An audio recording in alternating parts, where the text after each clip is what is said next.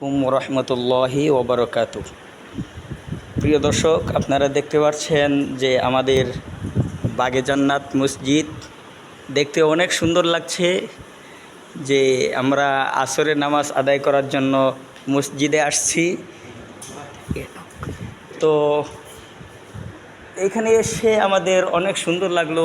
মেহরাবটা দেখে মনটা জুড়িয়ে গেল। অতঃপর এদিকে সুন্দর করে ফ্যানগুলো ঘুরছে, তো এদিকে একটা সুন্দর কারেন্টের ঘড়ি দেখতে পাচ্ছি, অনেক সুন্দর দৃষ্টিনন্দন। তো অতঃপর আমরা সকলেই দেখতে পারি যে দেখে সবাই মানে মনমুগ্ধকর পরিবেশ, আমরা সকলেই মুগ্ধ হব ইনশাল্লাহ।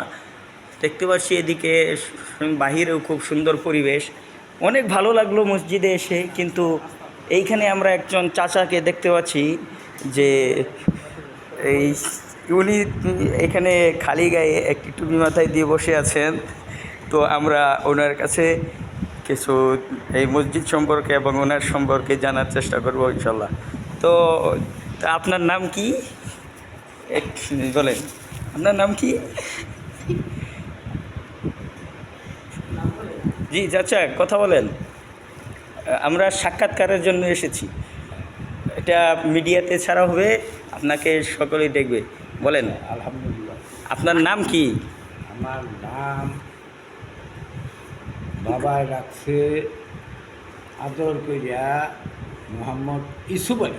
ইউসুফ আলী, ও আচ্ছা আচ্ছা। প্রিয় দর্শক, আমরা দেখতে পাচ্ছি ওনার নাম আমরা শুনতে পারলাম ইউসুফ আলী। তো আমি ওইখানে যেহেতু বসে আছেন, উনি এই মসজিদে আপনি মুসল্লি নাকি কোনো কিছু সেটা আমরা জি এইখানে মনে করেন আপনার মসজিদে আপনি কি মানে কোনো পদে আছেন কি না সেটা? পদ আছে না ইনশাল্লাহ।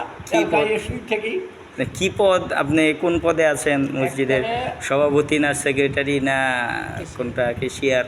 আরে না, ক্যাশিয়ার মেশিয়ার কিছু আমার কাছে হয় না, আমি সভাপতি।